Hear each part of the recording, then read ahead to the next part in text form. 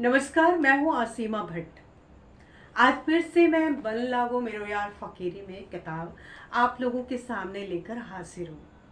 आज इस किताब में से जिनका लिखा लेख मैं पढ़ने जा रही हूँ उनका नाम है किरण शाहीन। किरण शाहीन को वैसे तो मुझे नहीं लगता कि हिंदुस्तान में कोई ऐसा है जिसने उनका नाम नहीं सुना होगा, पर मुझे लगता है कि मैं कुछ उनके बारे में कहूँ। किरण शाहीन उन महिला पत्रकारों में से हैं जिन्होंने उस दौर में पत्रकारिता को बतौर पेशा चुना जिस दौर में महिलाएं करियर के नाम पर बहुत होता था तो टीचर, प्रोफेसर या ज़्यादा से ज़्यादा डॉक्टर होने के बारे में सोच पाती थी। लेकिन उस दौर में उन्होंने पत्रकारिता को चुना। लोग कहते हैं कि उनके कलम में आग होती थी। उन्होंने उन तमाम लड़कियों के लिए जिनके पास करियर के नाम पे 2-4 ऑप्शन ही थे, पत्रकारिता जैसे पेशे को चुनने का एक साहस दिया। आज जितनी भी लड़कियां, मुझे ऐसा लगता है, जो पत्रकारिता को अपना करियर बना पा रही हैं, उसमें कहीं ना कहीं किरण शाहीन जी का बहुत बड़ा योगदान है, क्योंकि उन्होंने एक मिसाल कायम की अपनी पहचान बनाकर। आइए सुनते हैं वो क्या लिखती हैं। राजनीति के गलियारे में एक फकीर की दास्तान। किरण Shaheen. I carry a torch in one hand and a bucket of water in the other. And these things I am going to set fire to heaven and put out the flames of hell, so that voyagers to God can rip the veils and see the real goal. Rabia अदावानिया।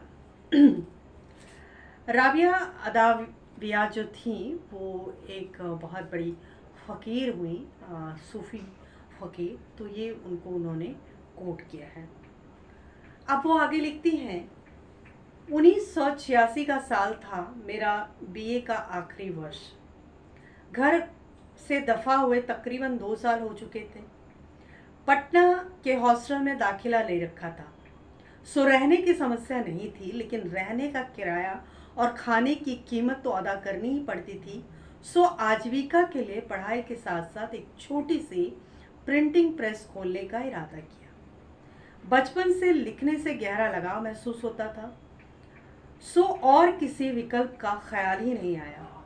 एक पुरानी ट्रेडल machine, 3 बक्से पुराने font, पीर मुहानी से 15 रुपये की एक कुर्सी और 40 रुपये की एक टेबल के साथ कॉम्पोजिट और मशीन मैन के बैठने के लिए 5-5 रुपये के 3 स्टूल भी लिए। एक ठेले पर ये सब सामान लेकर जैसे ही प्रेस का ताला खोला, सीढ़ियों पर एक अजीब सा शख्स नमूदार हुआ। मुड़ा तुड़ा पाजामा, कई दिनों से बिना धोया कुर्ता और चेहरे पर लंबी सी दाढ़ी। कंधे पर उसकी ऊंचाई से भी लंबा झोला लटक रहा था। वो शख्स पूरे सब्र के साथ सीढ़ियों के नीचे खड़ा रहा जब तक पूरा सामान उतरकर अंदर नहीं रखा दिया गया और ठेले वाला चला नहीं गया। मैं अंदर आकर अपनी कुर्सी पर बैठी ही थी कि वो दढ़ियल अंदर आया। दरवाजे से झांक कर पूछने लगा, थोड़ी देर आपसे बात करना चाह रहे थे। ये शख्स सुरेश भट्ट थे। पहली दफ़ा मेरे हाथों में लिबरेशन पत्रिका उन्होंने ही थमाई। उसके पहले लेफ्ट या कम्युनिस्ट पार्टी का मतलब मेरे लिए भाकपा और माकपा नाम की 2 अलग हो गई बहनें थीं। 74 के आंदोलन का नशा उतरा नहीं था। बोध गया और संघर्ष वाहिनी से रिश्ता बन रहा था और अपने एक लेफ्ट मित्र से जनतंत्र और जनवाद का फर्क समझने की कोशिश में भी लगी थी। ऐसे में एक मध्यम वय के फक्कड़ से व्यक्ति का अचानक आ टपकना और लिबरेशन के 4-5 अंक दे जाना मेरी जिज्ञासा का चरम था। उन्होंने क्रांति और भ्रांति जैसे शब्दों का प्रयोग करते हुए कुछ बातें की जो मेरे पल्ले नहीं पड़ी। मैंने पत्रिका के दाम पूछे तो वो होठों में ही बुदबुदा कर बोले, पैसे की कोई बात नहीं है, पहले पढ़ लो फिर बात करेंगे। ठीक है, मैंने सोचा देखते हैं इसमें नया क्या है। सुरेश भट्ट बीच बीच में आते रहे। सभ्य समाज के बुद्धिजीवियों की कुचेष्टा और दोगलापन उनमें नहीं था। वे नारीवादी नहीं थे, लेकिन मैंने कभी उनको किसी स्त्री के बारे में मजाक या अपमानजनक बातें करते नहीं सुना। सो ऐसे व्यक्ति का जब तक कोई नई सूचना लेकर मेरे प्रेस में आ जाना मुझे खलता नहीं था।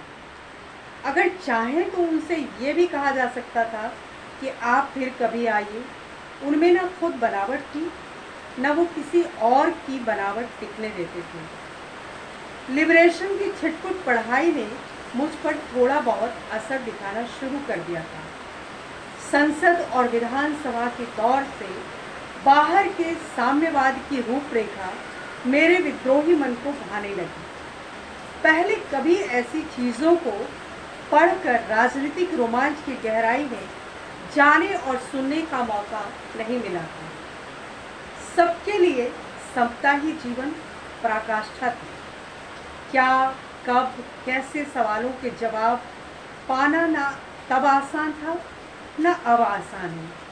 लेकिन सुरेश भट्ट नाम के उस प्राणी के लिए जैसे उनका सपना और उनकी गढ़ी अनगढ़ी कहानियां ही उनका सच थी।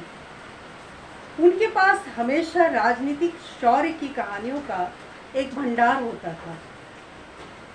कभी कभी उनमें से कुछ बातें सच लगती थी, कभी सफ़ेद झूठ। लेकिन सुरेश भट्ट के चेहरे की मजबूती को देखकर उनसे ये कहने का मन नहीं करता था।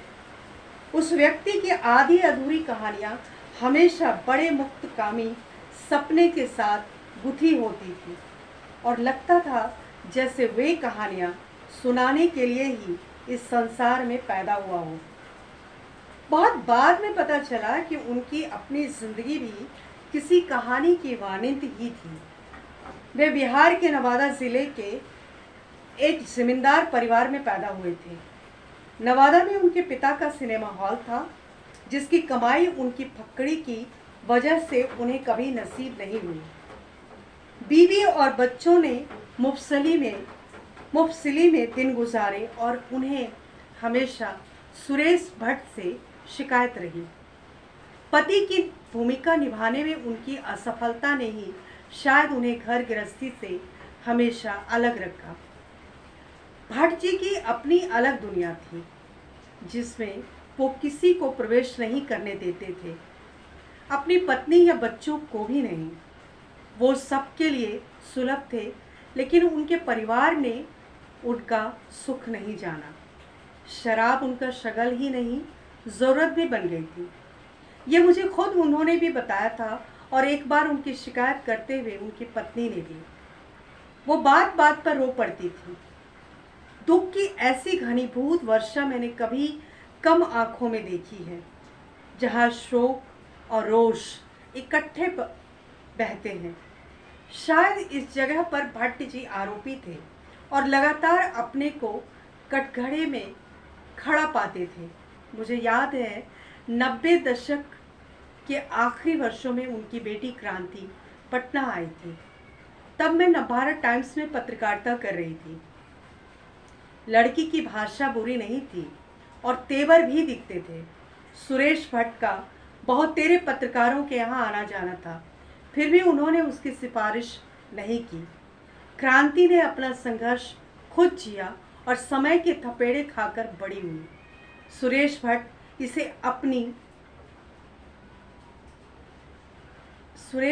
इसे अपनी सफलता मानते थे। शायद ये खूबी भी थी। अगर उन्होंने अपने परिवार के लिए खुद भी कुछ कमाई धमाई की होती तो भी कुछ होता। 4 बच्चों को पालने में अपनी पत्नी के होने वाली परेशानियों और दर्द को शायद वो समझते भी थे, लेकिन उसके प्रति जिम्मेदारी महसूस नहीं करते थे। इनकलाब की उनकी आभासी दुनिया में इसके लिए जगह भी नहीं थी, इसलिए अपराध भावना भी नहीं थी। खैर, सुरेश भट्ट के मन में बसा इनकलाबी समय तो नहीं आया, लेकिन जीवन की आखिरी सांस तक वो उसी सपने को ज़रूर जीते रहे। मेरे पटना छोड़ने के पहले और बाद में भी उनसे मिलना जुलना नहीं के बराबर रह गया था। लेकिन कभी किसी भीड़ के बीच में अचानक एक दाढ़ी वाला नज़र आता तो सुरेश भट्ट के चेहरे में खुल जाता। उनके लिए यायावरी हमेशा घूमते रहना ही उनकी दुनिया थी। वे तरह तरह के लोगों से मिलते। उनके पास हो रहे इनकलाब की एक कहानी थी। हर बार वे ऐसे पेश आते जैसे किसी बड़े मिशन पर हों। शायद ये सच भी था। एक सार्थक जिंदगी जी सकने की चाह ने उन्हें कल्पनाजीवी बना दिया था, जहां असफलता के लिए कोई जगह नहीं थी और क्रांति एक निरंतर प्रवाह का नाम था, जिसमें डूबती उतराती नाव की पतवार उनके हाथ में थी। सुरेश भट्ट में एक अद्भुत किस्म की मानवीयता थी।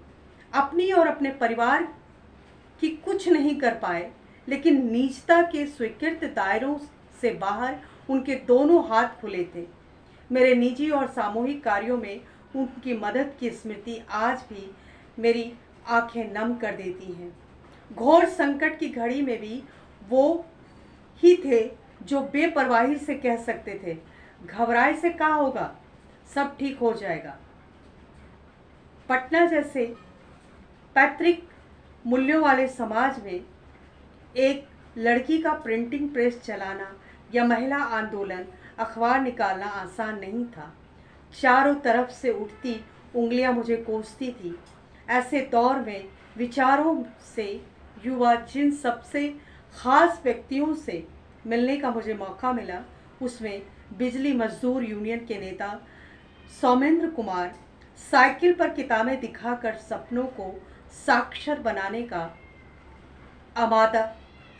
पर आमादा और पैरों के सहारे गांव और शहरों के बदलाव की जमीन नापने वाले सुरेश भट्ट थे। वो आधी सदी का जीवन गुजर चुकने के बावजूद नए विचारों से लैस थे। उन्हें मैंने कभी किसी पर ना तो फप्तियां कसते सुना, ना किसी को फतवा देते देखा। उनके लिए मेरा अपारंपरिक जीवन चर्चा का नहीं, सामयिकता का विषय था।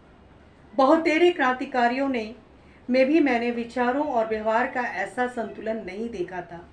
आज वे तीनों इस दुनिया में नहीं हैं, लेकिन सुरेश भट्ट सहित तीनों मेरे प्रथम स्त्रीवादी मित्र और साथी थे। पढ़ने में ये बात अटपटी लग सकती है, लेकिन अपने तमाम विरोधाभासों के बीच मैं बिल्कुल सच है लेकिन अपने तमाम विरोधाभासों के बीच ये बिल्कुल सच है।